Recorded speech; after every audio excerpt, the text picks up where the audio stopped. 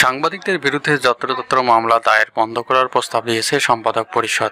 মঙ্গলবার দুপুরে রাষ্ট্রীয় অতিথি ভবন যমুনায় অন্তর্বর্তী সরকারের প্রধান উপদেষ্টা ডক্টর মোহাম্মদ ইউনূসের সঙ্গে বৈঠক করে পরিষদ এই প্রস্তাব দেয়।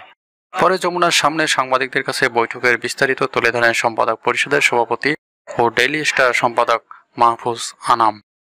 শিক্ষকদের জোরপূর্বক পদত্যাগ এবং হেনস্থা বন্ধের আহ্বান জানিয়েছেন শিক্ষা ও পরিকল্পনা উপদেষ্টা ওয়াহিদ উদ্দিন মাহমুদ। তিনি বলেন, লক্ষ্য করা গেছে যে দেশের বিভিন্ন পর্যায়ের শিক্ষা প্রতিষ্ঠানসমূহে এখনও শিক্ষকদের জোরপূর্বক পদত্যাগ ও নানাভাবে হেনস্থা করার ঘটনা ঘটছে, যা কোনোভাবেই গ্রহণযোগ্য নয়। এ ধরনের কার্যক্রম থেকে বিরত থাকতে হবে।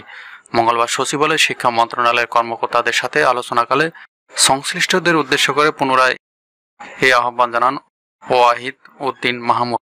কারো বিরুদ্ধে অভিযোগ থাকলে তা ঊর্ধ্বতন কর্মকর্তা এবং দপ্তরে জানাতে হবে। কোনোভাবেই কোনো প্রতিষ্ঠান ঘেরাও বা কোনো রকম সহিংস আচরণ করা যাবে না। সরকারের পক্ষ থেকে তল্লাশি ও মামলা গ্রহণে প্রচলিত আইন যথাযথভাবে মেনে চলা হবে এবং হয়রানিমূলক পদক্ষেপ দূর করার ব্যবস্থা নেওয়া হবে বলে সতর্কতা জারি করেছে স্বরাষ্ট্র মন্ত্রণালয়।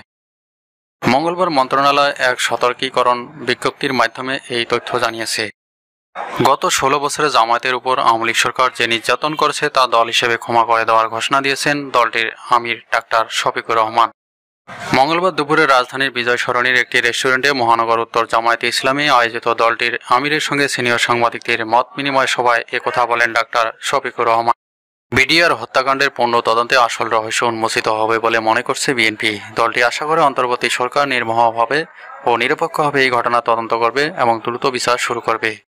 মঙ্গলবার দুপুরে গুলশানে বিএনপি চেয়ারপারসনের কার্যালয়ে আয়োজিত এক সংবাদ সম্মেলনে বিএনপির স্থায়ী কমিটির সদস্য মেজর অবসরপ্রাপ্ত হাফিজ উদ্দিন আহমেদ এই আশাবাদ ব্যক্ত করেন।